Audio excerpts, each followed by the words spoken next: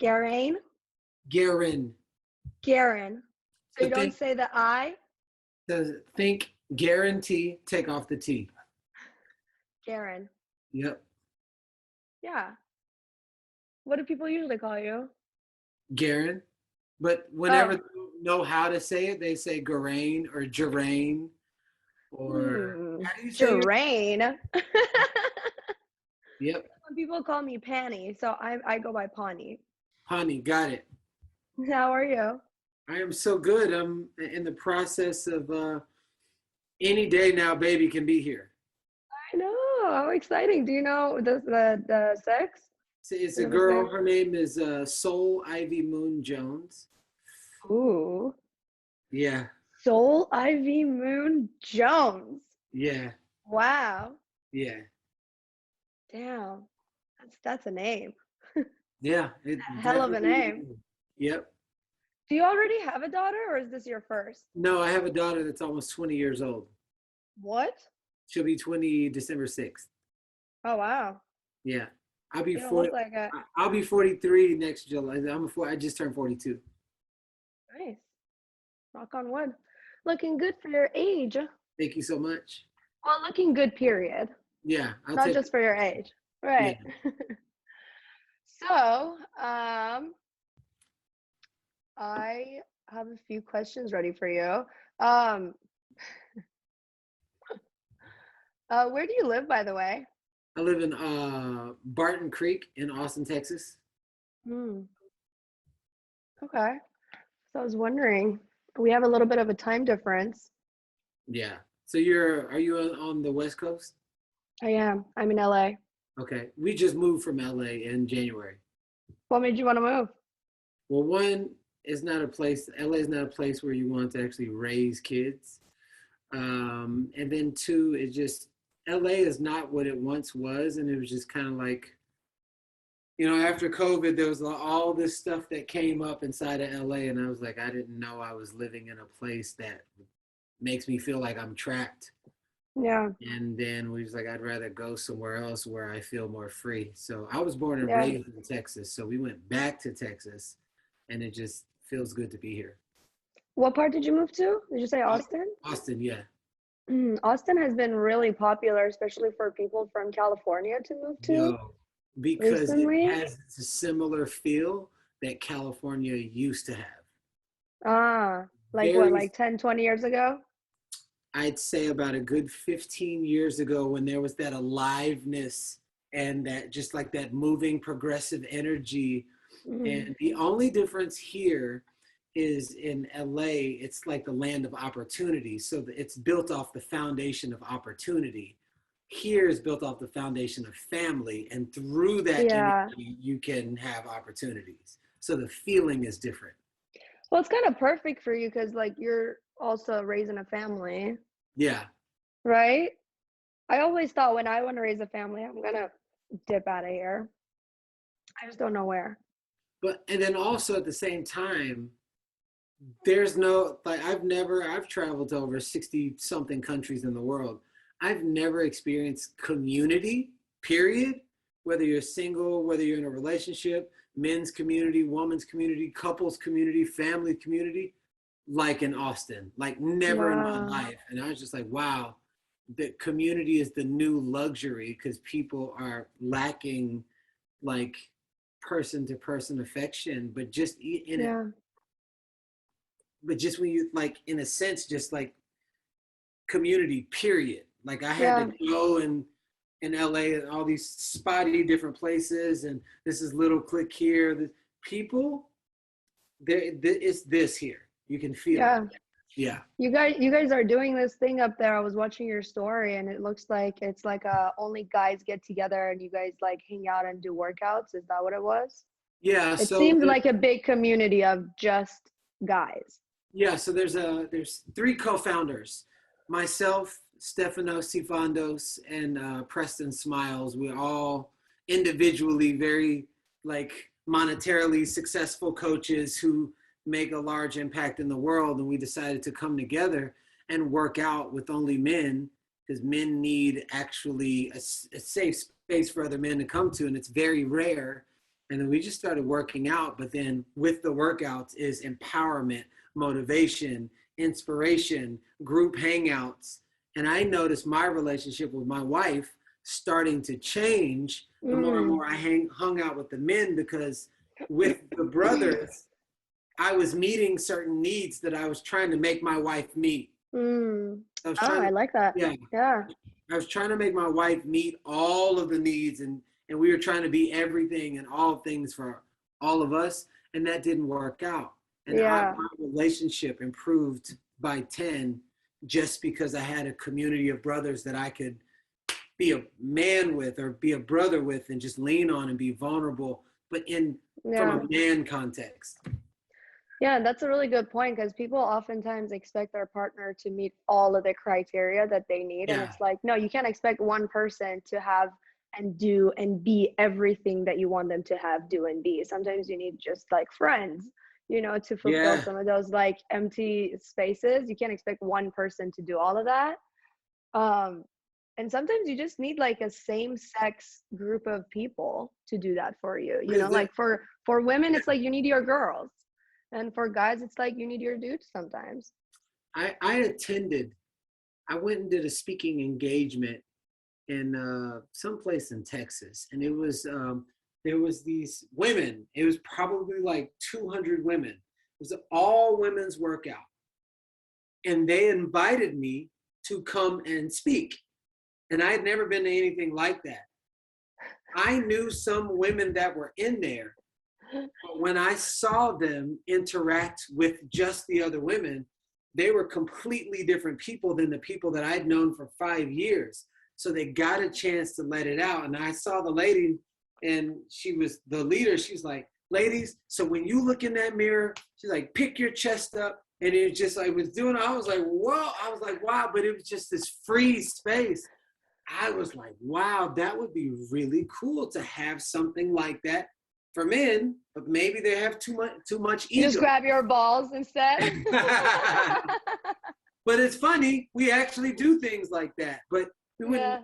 I don't do that in the presence of another woman. But with men, there's just men speak in a certain way. But when you're with healthy men who are leading by example, Yeah. then men see another way in which to show up in the world, because probably they didn't get that level of example growing up with their fathers, if their fathers were there or not. It's very true. I always think my deepest, closest friendship I've ever had with my girlfriends was when I went to an all girls school. Because there are like no boys around. So there's like, you're not trying to impress anybody. You're not trying to attract, you know, you're not trying to be cool. You're not trying to like be all these things that you think boys would want you to be, especially when you're younger. So it was just all about us girls. And like we had the closest friendship I've ever experienced with any girls ever in my life. So I feel like what you're saying is such an important thing, and we lack that because like everything is co-ed, everywhere you go, it's like a mixture of like, obviously like men and women. But even when I threw my birthday party 2 years ago, I invited only the girls. I was like, leave your boyfriends at home, brother, whoever you want to bring. No, only the girls. And it was the best time ever, honestly. It was such a Cool. good time. That's cool. Yeah. So I like that. Also tell me about your book. You wrote a book, right? I I really like did. the cover.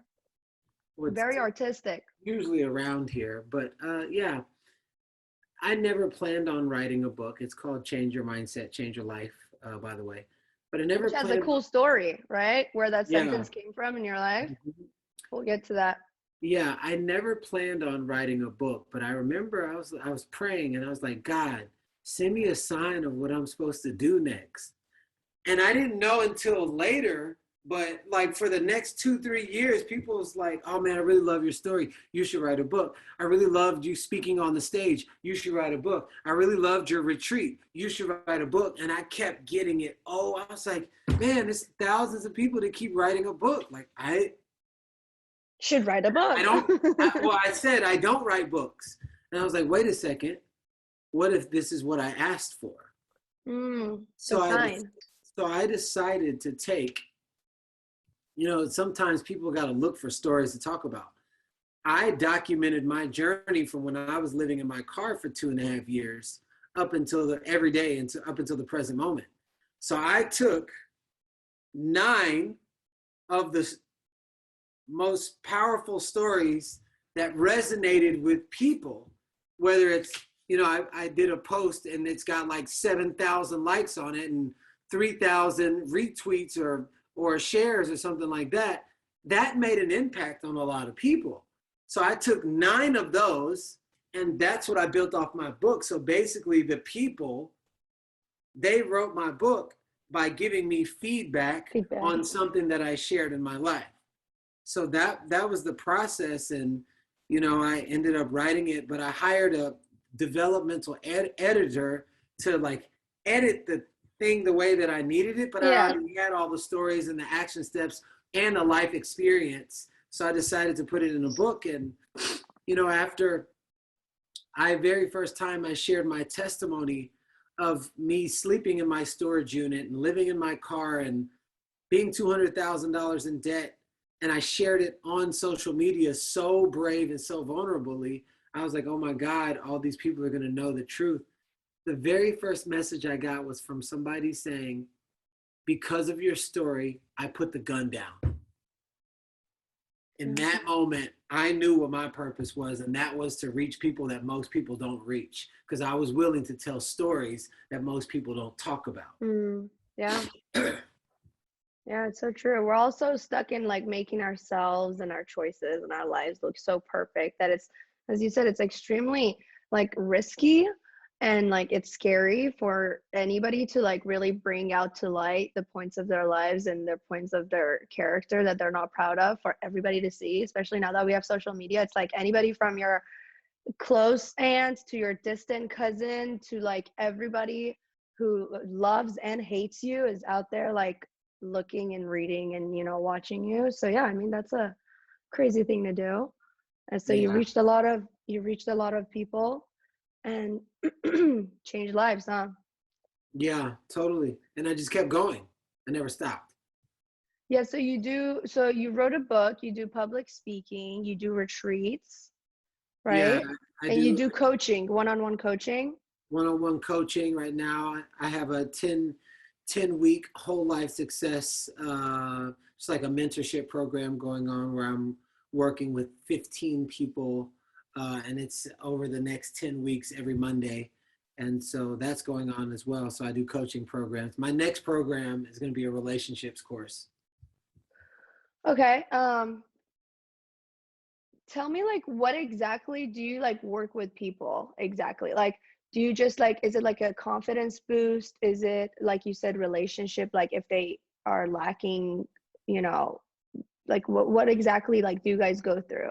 I'm gonna turn on the AC, but keep going. Okay, I'm cool. listening. So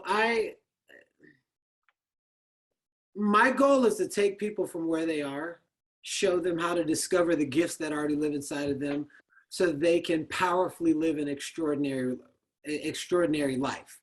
So then I ask people what they want, and based off what they want, then there's, I can hear when people aren't confident.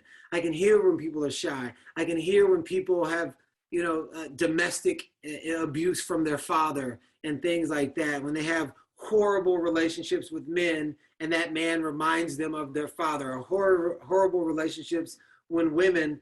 But because I went through all of those things and I developed a system and a structure for supporting my own transformation through all of these modalities that I used, I have conversations, and my wife has this thing, whatever's missing, you're stuck, back it up. Look for what's in the gap. What's missing? I'm always looking for what's missing. Man, maybe you don't have a community. So I speak and teach and train on community. Maybe you're like, man, I just can't stay in a relationship. I don't know what's wrong with me. But that person doesn't realize that they moved around 15 different times when they were a little kid. And that trained the little kid through domestication to change jobs, change boyfriends, change girlfriends, change. So they don't know stability. So it actually had nothing to do with, you or him or her or anything. It's getting to the root cause of what could be blocking you from achieving the life that you actually want to live. Right. So that's ultimately what I'm a root finder, and I always find like a root cause that's causing all this other stuff on the surface. So what has been like the number one biggest issue that you've been seeing with all these people that come to you and they have problems, whether it's their, their career, their relationship, or whatever it may be? What's been like one of the most problems you've been seeing with people that come to you? Inner child issues and how they see themselves. Mm, The biggest thing, because ah, it's like the main line that's connected to everything. It's like I yeah. have horrible relationships. I have issues with money. I can't keep money, and all of a sudden you take it all the way back, but they can't keep a vision of themselves that feels that they are even worthy of success. So I'm always taking it back. I was like, okay, cool. So who told you that you weren't worthy? Oh, my father abandoned me. Okay, so now we're dealing with abandoned issues. And what's the story you told when you're a little kid? That nobody loves me. So if a little kid says nobody loves me, ultimately saying that I don't love myself. I don't love myself as an adult, it transfers to I can't keep money, because money is a piece of perceived value. It's a magnet according to the value in which you see yourself. So it's matching the true you. So I just take it all the way back. So inner child work is at the forefront of all these other things that I do. I just always reel it all the way back so I can focus on the root cause and the stories that surround, a specific event that happened. I'm 4 years old. My mom said, pick which parent you want to go with. At 4, as they're separating. And I remember saying, I don't want to go. I don't want to have to choose. So That's your actual this is story, a right? real story. Mm-hmm. So, and I don't want to. I remember being 4, saying, Mom, I don't want to choose. Hurry, pick which parent you want to go with, me or your dad. We have 30 minutes to pack our bags. Pick which parents. And get this, I remember not, and I kept stalling and stalling and stalling and stalling and stalling. And then I chose my dad. And as we're driving off, my brother chose my mom. I said, stop the car, stop the car. What I now know is my intuition says, choose your mom. I ended up going with my mom. 4 years later, my father was murdered. And when my father was murdered, I said, it's my fault because I didn't go with him. So now guess what story got trapped inside of my adult body?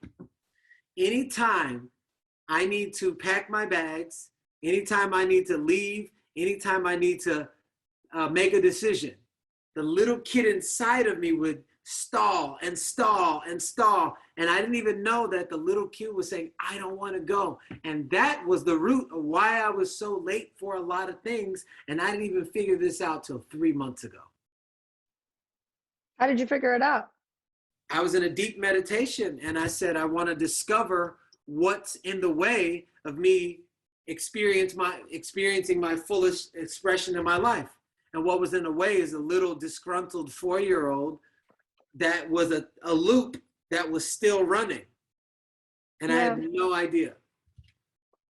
And it'll forever be running. The only thing you can do is be aware of it. It's like you can't take out the experience that you had. Yeah, That'll like forever be ingrained.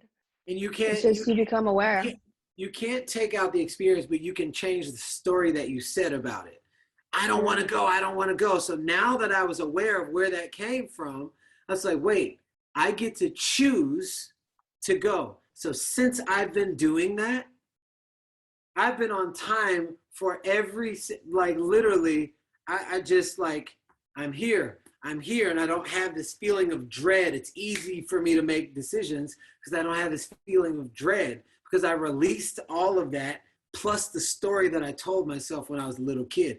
I couldn't let go. I couldn't get rid of the experience, but I could change the story. So you don't stall anymore. So when you came to that realization, did you have help or were you by yourself? Oh, I was by myself. Hmm. I just know, but this is what I teach. I teach people how to implement things they learn. Most people don't implement. They don't integrate things that they learn, because when you are in true integration, it always produces a result. So because I integrate so much, once I'm aware, all I need is awareness. I know exactly what to do with it. But this is the kind of stuff that I teach, all the Yeah. tools, which ways that you can understand how to apply it to your life and why it's valuable. So and that's very valuable. It's like once you realize where the problem is, as you said, what the root cause is, where it started, and how it manifested itself in your character as an adult, and how it keeps on showing up in your life in different forms and shapes. So once you become aware of that, that's a big part of it. And Yes. so then you can come up with different tactics and levels of action to then go about that to fix that. But then a huge problem is that most people, most of the time, slip back to the comfort of how they've always been and how they've always functioned. So then how do you help people that come to you with that? So one, I look at everything, it's kind of like a garden. Well, farmer plants the garden. He doesn't just leave the seeds there and says, "Hey, I did my part," and then goes away and never comes back. He's going to come back and the weeds are going to overtake the garden. So he's got to constantly keep nurturing the garden and trimming the weeds so it doesn't overtake the garden. The garden of your mind operates the exact same way. So you can do all of this transformational work, but if you stay long enough, the weeds of your mind, the weeds of your past, and weeds don't need anything to grow but time. They don't need water. They just need time. Boom, and it'll overtake the garden. So what I do is I get people aware the fact that it actually can happen, so it doesn't sneak up on them. And I'm like, you brush your teeth every day, right? Yes. Why? Because I want to keep my breath clean. I said, if you brush your teeth every day for 15 years and then you stop for 6 days, is it going to be stinky?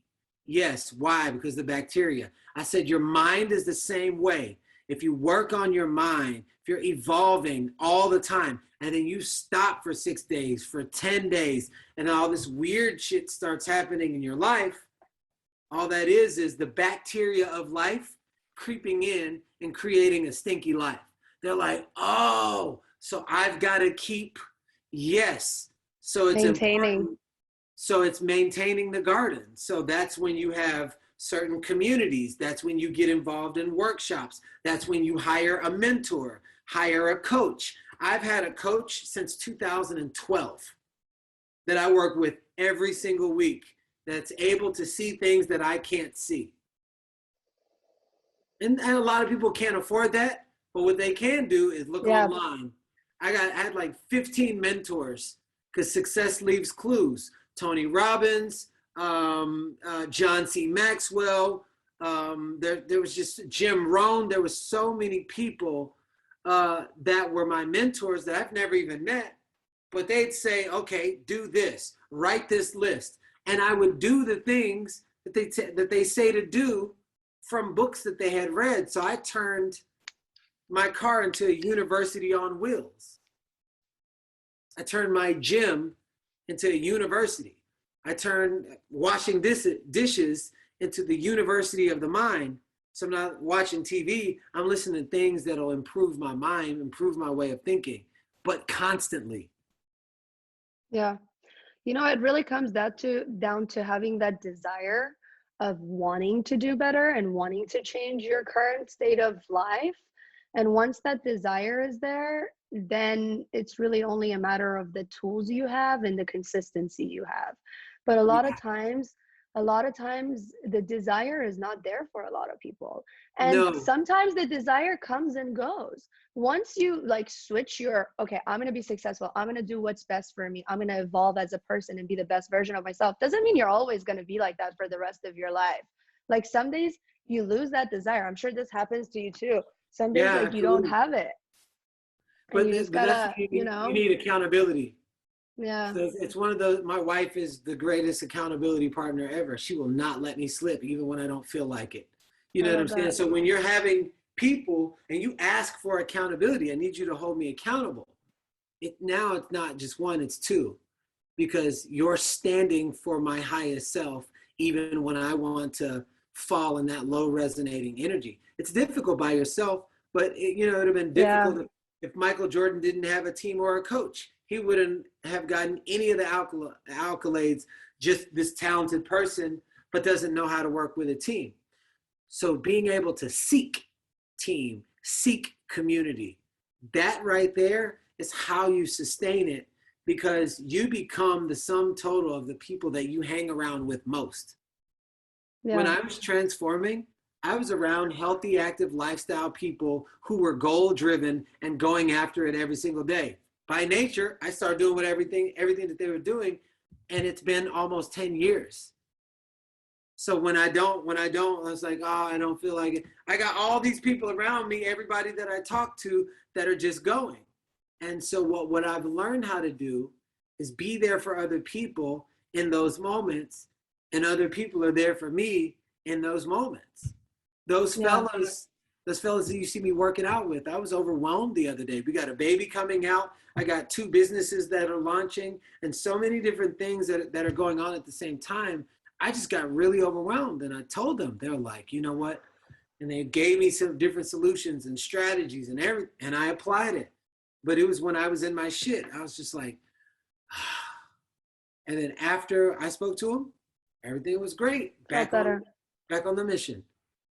This is something that Jordan Peterson talks a lot about. I don't know if you know who he is. Yes, I do. So he talks about, he says that one of the best suffering of life is having responsibilities. And it's because the more responsibility you have and the heavier your responsibilities are, it keeps you from even having the option of falling into pitfalls of what you would, like laziness or whatever, that if you're by yourself. But let's say you're married, you have a kid, you have another kid coming, you have like all these like business, like work things you have to do. It leaves you almost with no option but to keep moving forward, but to Yes. keep maintaining your garden. But let's say you're somebody in your, in your 20s, you don't have much of responsibility, you probably haven't really figured out your purpose in your path in life. That's, I think, when it's the hardest, which is also why I don't understand why your 20s is like so hyped up. I think your 20s is like the most bleh time of your life, just because like you don't have such a structure that keeps you, as you said, you have to maintain your garden. It's not an option to not maintain your garden. But when you're in your 20s, you're kind of chilling for the most part. And you just don't have those responsibilities that you do as a 40-some-year-old person who has a Yeah. baby coming. Well, at the same time, I am grateful to have gotten that out, to get out everything I needed to get out, Mm, to be the kind of person that makes all this money, millions of dollars, buys the Bentleys, and I got it all out to realize that ain't it. But at least I got to experience. I got to experience that, and so at least I had a contrast. And when you can yeah. have contrast, then at least I'm not comparing myself to anyone else. I'm comparing myself to myself. And that allows me to have compassion for my past and be empowered for the future. I'm a big fan of what you just mentioned. Having that contrast is so important. I feel like if you're a person who's always been one way or the other, then you don't have that contrast. You, Right. you get what I'm trying to say? It's like if Yeah. you've always been good, like just for the sake of like, you understanding what I'm saying, if you've always been like good, you've always been disciplined, you've always been on your track, on your, like doing the things you need to do, always moving forward, that sounds amazing. But at the same time, you don't have that contrast. You don't know what's on the other side of, what if something bad happens, what if like something really close to you dies, like how are you going to handle that? You don't know, because you've never experienced that, right? But I have so much more respect for somebody who's been to the end of both sides of the spectrum, because they know how bad things can get, and they know how to get themselves out of it and take themselves to the other end of the spectrum. So having that contrast can be a big help, Yeah, totally. I right? 100% agree. Yep. So let's see. I wanna talk a little bit about your your past and your story, because I was reading about it and I had many eyes popping out of my head moments. Did somebody try to put you in a dryer when you were a kid? When I was a little kid, there was a man, maybe he was like 18, 19 or something like that. And I remember him saying, "Do you want to go to Disneyland?" And I said, "Yes." And he said, "If you get into that dryer, you'll go to Disneyland." And I remember saying to myself, that doesn't make sense to me. And then this man picks me up, a baby, I mean, it's a ride, right? It goes around kind of like a Ferris wheel. and puts me into a hot ass dryer Oh no. and closes it. And as soon as he closed it, I was like, something's not right. I had the feeling. And even though I'm 4, I could feel that it wasn't right. So I'm tumbling and I'm getting boils and stuff all over my body. It was the hottest thing ever. Oh, he turned it on. He put you in there and Oh, turned it he on. turned it on He and was I gonna was get rid of you. tried to kill me. And a Why? lady, and a lady saved my life. She Whoa. had no clothes on and saves my life. Runs out of her Okay, who was this man? A random guy put you in a dryer. in the apartment complex. Yep. Where was your mom? I don't Where know. where where's the beginning and end of this story? If this random man puts you in a dryer and this random lady comes and saves you, There's did you a, tell your mom? apartment complex. Maybe somebody was babysitting me. I don't remember all those Yeah, details. I just remember the one that stained me. right. I don't know. My mom wasn't a stickler in watching kids. So if she wasn't around, maybe somebody was babysitting, maybe my dad was watching me, maybe my dad was drunk. The door would open, I'd play outside all the time. So it's one of those type of things. I have no idea. This random guy just puts you in a dryer. Maybe he had beef with like your dad or something. I don't know. Jesus Christ, did you tell anybody? Oh, my brother beat the guy up. I mean, like he should have gone to prison for that. Yeah, so I was already in a bad neighborhood. Stuff like that probably happened all the time. So I You just wasn't like don't in remember. yeah, I don't remember the details or what happened after that. I just remember being put into a dryer and how it felt. So then that was when you were 4, and Yeah.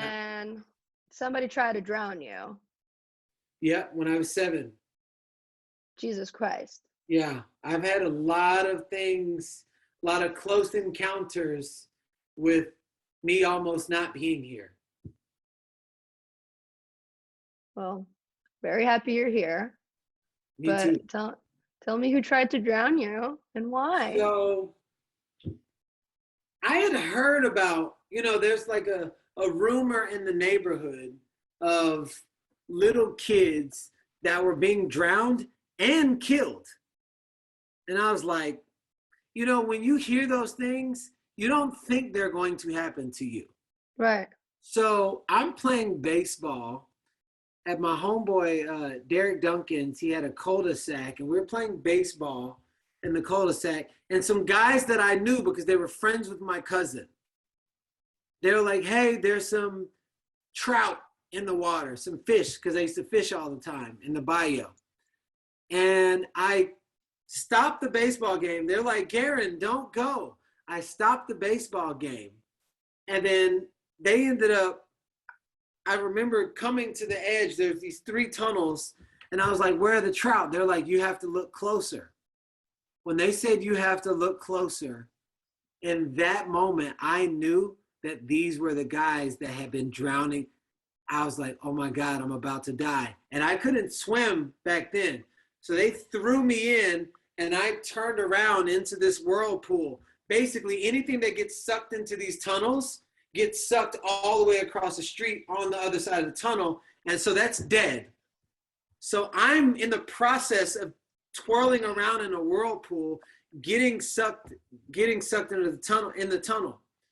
So I'm just trying to say, I was like, "Oh my God, Oh my God. The tunnel is sucking me in. It's literally sucking me in. So they knew that there's a whirlpool. Like Oh, they they knew they what was they happening.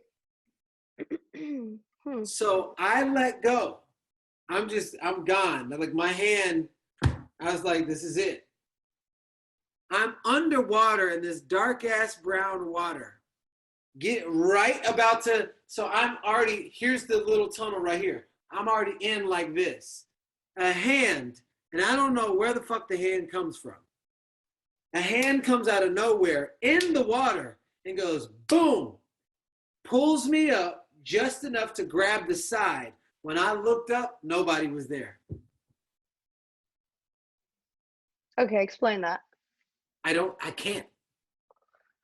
I will say it was Well, God. It was an angel that grabbed me. Because when I looked up, none of the men were there. Nobody was there. they left you to die. So there was a hand that reached underneath, that was in the water, and you can't see through the water, and grabbed me while I'm already underwater, being sucked into the other side, right before I got sucked into the tunnel, pulls me out, and I'm like this. And that's when I just like looked, I was like, there's nobody there. But it wasn't until later, as I connect the dots looking back on my life, I'm like, yo, it had to be God. It had to be some kind of angel or something. I was like, those men were not there. It's like Maybe it was somebody else. Maybe it was a boat. One of no. your friends. A boat can't reach from there. They would have to be on this side. Yeah, but it definitely wasn't a boat, for sure. Because it's too close to the tunnel. Right. Did those men get caught? No. Where are you from, man? I'm from Missouri City, Texas. Stuff like that went on all the time. And Really? I didn't know. I knew that they were friends of Tony's, my cousins, but I couldn't really identify those people because I knew of them. I mean, that's like bad shit, crazy stuff happening, like Yeah. one after another. And I mean, like, did they get in trouble for that, or did they I don't remember kept anything going after. on? Yeah, I don't remember anything after that.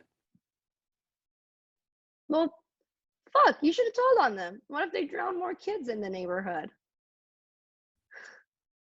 Jesus Christ. It's I mean, really scary stuff. it's easy to say now. Right. You know, have you ever been around a bunch of people who should have told on their husband for beating them and they didn't say anything?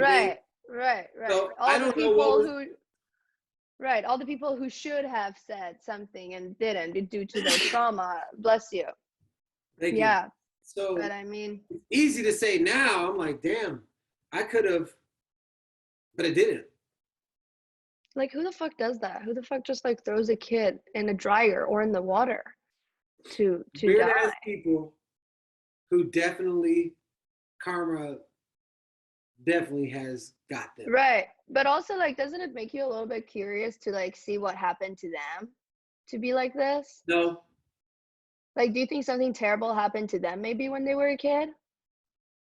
Because normal, happy, healthy people don't do stuff like that. no, not at all. Right. Like, you have to be extremely like screwed up, extremely screwed up, For sure. and then find other extremely screwed up people to team up with to do something Yeah, like that to a little child. Ugh. absolutely. And then your father passed away, um, which you talked about for a little bit. Yeah, so you've had a quite a past. You mentioned that you were in and out of juvie for a few of your teen years. Yep. And then you became a stripper. Yeah, well, that was a kind of around the same time. So I'd say around like 17. Right. Yeah, 17. How is that? I'm not just gonna blow right past that. No, I actually liked it, but I didn't like the stripping part. I like being on stage and entertaining people. It's funny because I still, the same place I used to go, it's in my mind whenever I would sing on stage and entertain people, is the same place that I went when I was dancing. It wasn't the what was happening on the surface. It was what was happening inside of me. I always knew I was meant for the stage and to like rock crowds and bring crowds up. That's why you put me on any stage, 50,000 people, 60,000, any stage. By the time I get off, lives will have changed. And it's happened in every arena that I've done. I just didn't know how to express it in the way that my soul is calling to express it back then. It's like, man, I get this attention and I do this and people cheer for me and they clap and everything. But there was the creator inside of me that was creating on the stripping stage and creating dances to create a emotion. I do the same thing, only I'm not taking my clothes off. I'm supporting people and stripping the freaking layers off. So I went from stripping my clothes off to stripping layers off so that you can discover the greatness that lives inside of you. Yeah. Yeah. And I mean, you obviously never had any fear of being on stage or public speaking, which is something that like stops a lot of people and scares a lot of people from being on stage. But you're saying quite the Well, I opposite. Like did you at always an belonged early, on the I stage. did at an early age. Mm. But Yeah. then you overcame it, Yeah, obviously. I overcame it. Yeah, through YouTube, I just put out a gang of YouTube videos, and I just kept getting better and better and better. By the time I was speaking on stage, they were like, "How are you so good?" And this is like your second. I'm like, because it wasn't the stage; it was getting comfortable talking to people. Right. So that's what happened. So Just so then you you know, stop. so I've got to keep checking my phone because at any moment, baby. Yeah, So yeah, just you're so you totally know, fine. Yeah, yeah, yeah, no, no, you're totally fine. So then you stopped doing that and you became a professional model. You even got signed up with agencies like Wilhelmina, yep. right after that, right? Uh, I'd say when I was 19. Right. Yeah, Um, and I saw you in the Destiny's Child music video too. I was in like 20 music videos. I was, if they only posted a couple, but I was in like 20 music videos. I did so many. I did Tommy Hilfiger, Gap, Old Navy, Wilson's Leather. Man, you could walk into the mall in 2001. And at one time, I had 3 national commercials, about That's sick. four music videos, 4 campaigns, and then a L'Oreal hair commercial, and you walk inside the mall, and I was in 7 different stores at the same time. Like it was super popping back then. That's amazing. So then that makes it even more interesting when you slip back into your old habits right after that. You stopped reading, you started smuggling drugs, and you went to prison for 2 years. So it's like, how is it that you had a rough childhood and a rough upbringing? And then you keep talking about this book, Power of Positive Thinking, and how it changed your life. And so then your life improves up by a lot, as you say, like you're doing all these like modeling gigs, but then you got back into your old habits right after. So what happened? Why did that happen? Well, one, it's kind of like the conversation that we were having earlier. The objective is to brush your teeth every day. But the second you stop brushing your teeth, that's when the bacteria forms. Well, Right. I stopped reading the book, and then my ego crept in, and excuses crept in, and who I was being. I wasn't more about the world, I was more about my own ego and people saying, "Oh, you're great." I'm like, I know. So that's who Yeah. I then started becoming, not realizing that that is what was causing my life to do those things. Like life was responding to my ego, to my pride in myself, and to my selfishness. And before, when things were going great, I was more about making an impact. I was very kind. I was, I focused on tranquility. I was praying every day. My diet was good. I stopped cursing. I was meditating every day. And I didn't know that those were the things that was causing that.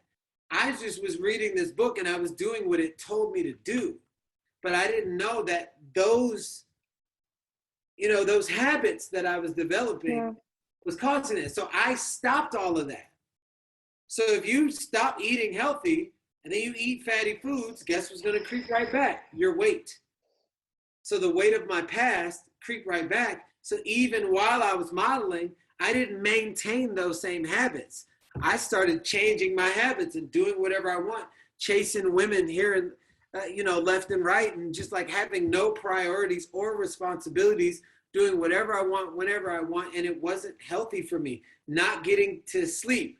Then I take the most anti-drug person, which was me. I've never even had a sip of alcohol in my life. All of a sudden, I'm smoking weed. It's like, where's this? Because I was trying to fit in with somebody that I was hanging out with. So because even though it looked great on the outside, who I was being on the inside was saying, I'm not worthy of all this success. So I sabotaged my own self. And then I lost it all. And so even while I had billboards and magazines, I was still in the process of losing it all. And the momentum just kept gaining. So in modeling, and everybody knows, especially back then, you do a job and it would take me like 2-3 months to get a check. Even I do a really big job, and back then they were paying way more money than they're paying now for models. And I'm just like, there's no money coming in. So there's one time I had an opportunity to drive a vehicle from the UK to Amsterdam to Rotterdam, and they would pay me 4,000 pounds, which was at the time 2.3 US dollars to 1 pound. So that's like $8,500 for a day trip. Cash right on the spot. I was like, wow, I never made instant cash like that. Maybe I can try to make $100,000 really quick. So within the next 6 months, within the next 2 months, I did 7 routes of smuggling. 4,000. So imagine 8,000, 8,000, 8,000, 8,000, 8,000, 8,000, 8,000 cash within 2 months, 7 days worth of work. And I was like, wow, and I don't have to wait? I know. This is really powerful. So it was very intriguing. And also, I love the rush. I was like, Yeah. I could get caught. I couldn't. And Makes it more fun. yeah, and it was like a game to me. And I never thought about the circumstances because I didn't think I would ever get caught. And How'd you get caught?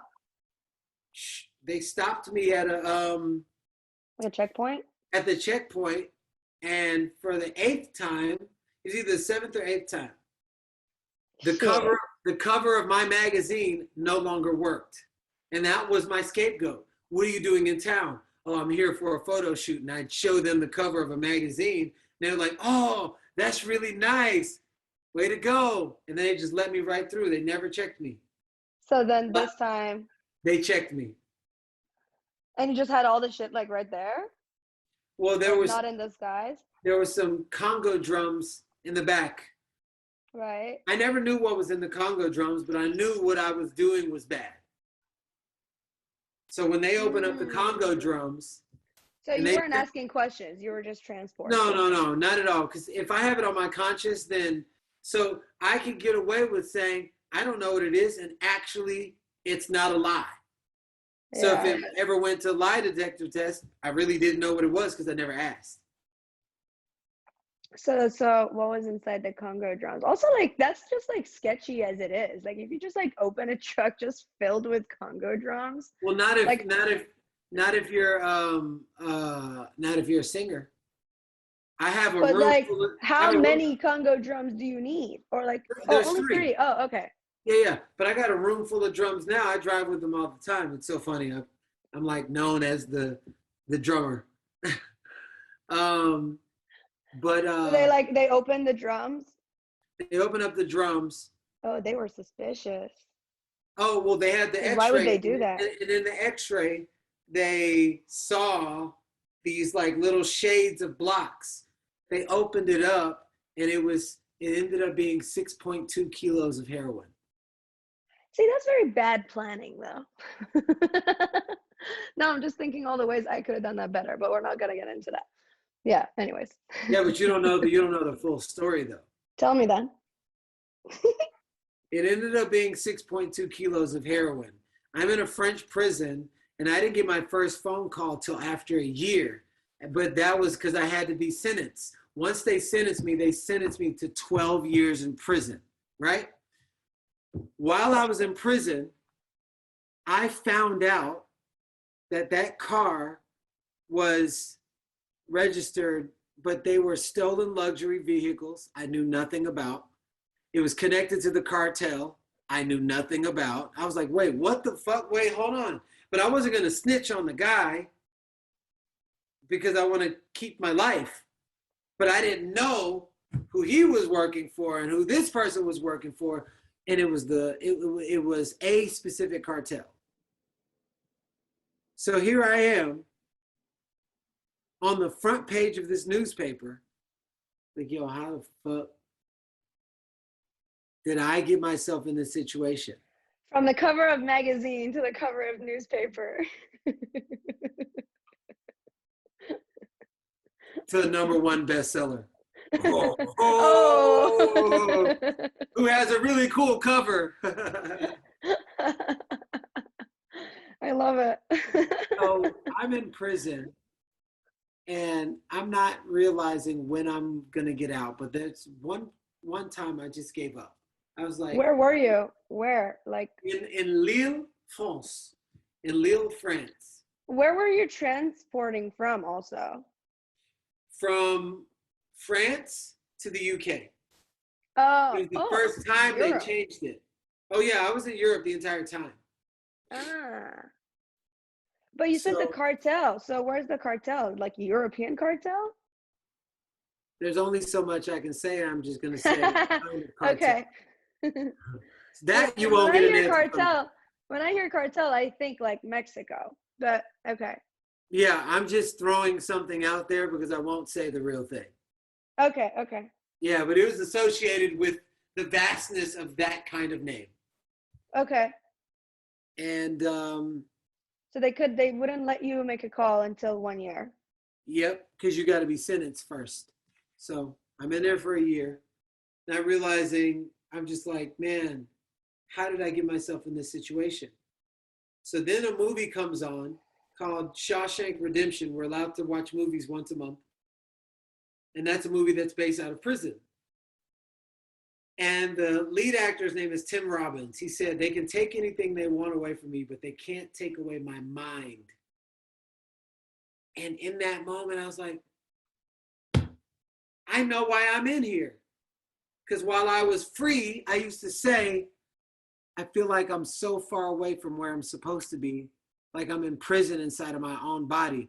And I literally manifested being so far away in Europe, inside of a prison. And I said, if I can put myself in prison, well, in this moment, I'm taking myself out of prison. I'm a free man. What would a free man do? So I asked myself that question. And then all of a sudden, I said, whatever brought me the most joy when I was a little kid. So I remembered I loved to sing. I remembered I loved to do art. I remembered I loved to run. I remembered all these things, and I started doing them. So I'm doing all of this and just filling up my own cup of joy, my own cup of happiness. An inmate says, every time you sing, it makes me feel free. So I just started singing and sharing my joy, because it was already making me happy, with somebody else, and it was providing joy for somebody else. Then my art, I was writing portraits for people's families, and they're crying, can I get you anything? No, I just want you to be happy. And then a little voice says, Garrain, run, you love to run. And mind you, in the yard. This happened in the prison? This happened in the prison. Okay. So in the yard, they call it promenade. You walk outside, it's in the yard where they like lift weights. They sometimes there's fights, there's gang fights, drug deals, whatever. That's how it is in America.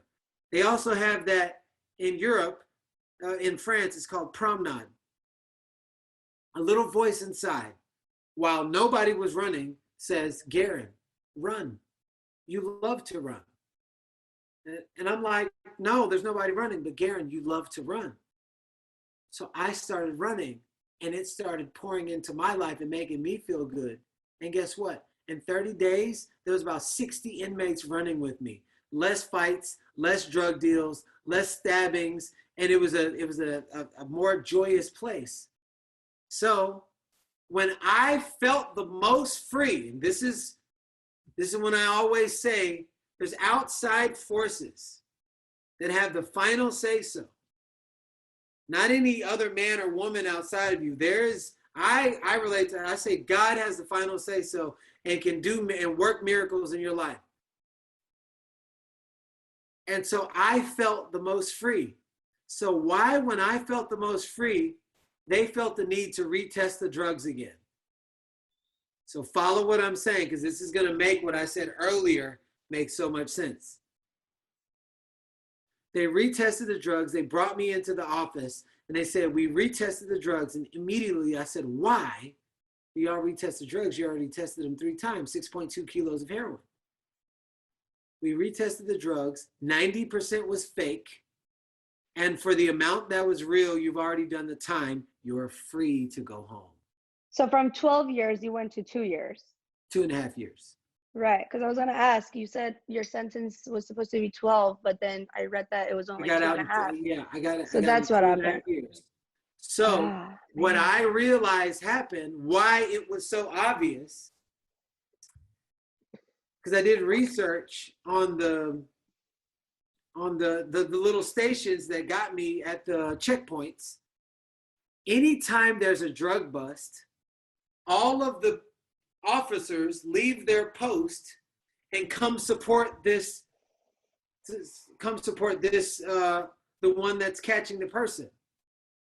So what I think is, I got used as a decoy since the drugs were fake, and all the people came over while the real stuff went right on by. Damn. Yeah, that does make sense. Because like, why would they have like so much fake? But they also hooked you up too, right? They gave you fake drugs so that, you did less time. Glass half full. Or enough time to realize that all the things that I used to give power to got taken away so that I could be reminded that I'm the one with the power, and remember myself. And once I remembered myself and locked in on me, then I was ready to go back out in the world. So it was my form of hibernation.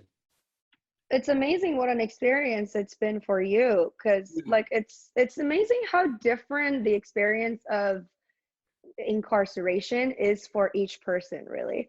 Like some people come out and they become so much worse because they were just hanging out with people that were 10 levels more of a criminal than they ever could be, and in hanging out with them they come out inspired to do more terrible things in the world than before they went into prison. And then there are people like you that you go in there and through listening to your own emotions and the voice in your head, you create a better environment for everyone, as you said, like getting everyone, not getting them, but maybe it was just like an inspiration for them to come join you in this like physical activity and doing less terrible things in there. And when you came out, you were all this like new and reformed person. So it's like, damn, I wish prison would do that to everyone who would go in there, because that's a transformative experience to have. That I took it upon myself to take full advantage of. Right. Yeah, you had the right mindset. But it also makes you think, how literal do you think like are the things that we think to ourselves and the things that we manifest, like how literal are they? Because based on the story you're saying, it seems to be very literal. Like exactly the things you were thinking, exactly the things you were saying to yourself, happened in those ways? Well, I would say, because in the Western world, it's very different. It's like, ba, ba, ba, ba, ba. I was like, if you think in terms of parables or if you think in terms of symbolism, they're very spot on. Yeah. They're very spot on, and whatever you focus on over and over and over, you'll get. And people don't even realize, I just want to be a powerful manifestor. I'm like, you are. It's like, no, I've got shit money and I've got shit relationships. I'm like, yeah, I know. And you manifested all that because you probably think shitty about yourself. They're like, oh, I was like, yeah, energy cannot be created nor destroyed. It can only be transferred. So where would you like to transfer this energy that you're already using and producing extraordinary results in your life? But they just might not be the results that you want. So how do you manifest now? Now that you understand manifestation, you understand the importance of the things you think to yourself and the things you say to yourself. How do you now go about doing that? Well, first I have to know what I want. I have to be Right, clear because you can't hit a target that you don't have. right, right, Then, and then once I know what I want, then I just started, I started doing whatever I can that can put me in a position to receive what I want. So if I say I want $1,000,000, okay, why do I want $1,000,000? What am I going to do with the $1,000,000? Am I going to have an accountant? How am I going to set my life up? Because if my life isn't set up for $1,000,000, you won't keep it. Because that means you can't hold the capacity for that frequency of that level of abundance coming in your life. So what I do is make sure that I'm actually prepared for when that comes in. Like right now, I'm staring at a check that says $100 million. And it has a date on it from 5 years from now when I'm going to cash it. I don't have $100 million in the bank. However, I have the possibility, and then I have this business coming out. Me and my wife are going to create something. I have my book sales. I have my other health and wellness business. I have investments and stuff that I'm doing. And so all of that is setting up these little portals that's contributing to the vision that I see for myself, because I'm doing what it takes to level up internally and externally. That's why in 5 years it'll happen. So you don't just say, hey, oh my God, look, it just showed up. You're not going to keep it. I want to keep it, sustain it, and grow it. So once you create a plan for that, a plan for what you're going to do with it, and then you start operating in that space, that's why you'll have it, because you're ready for it. right. So basically, know what your target is, know what you want, have long-term plan of knowing, okay, in these many years, if I take these smaller steps, I will get to that. But do you do any, like, let's say super like minuscule daily practices or routine or activity that I do at least one activity a day that contributes to the thing that I want. And if I want to right, compress time frames, I do more activities. I learn one new thing in the scale, or if I want $100 million, okay, so what am I doing in the business that is going to create, $50 million worth of impact? yeah, So I'm always asking questions because it's got to match. It's got to match in some way, but I also leave room for the natural phenomena to happen. But right, at least I'm ready. I poise myself to be ready. 99% of the people who win the lottery, they go bankrupt because they're not ready for it. They get all this money, they don't even know what the hell. They're like, oh, I'm gonna buy these shoes. Well, that's why the universe is like, you know what? I'm taking this money back because money is within a only year. Usually within a people who year. win they win lottery within a year, they lose all of it because they Yeah. have no idea. They have no Yeah. idea how to sustain it.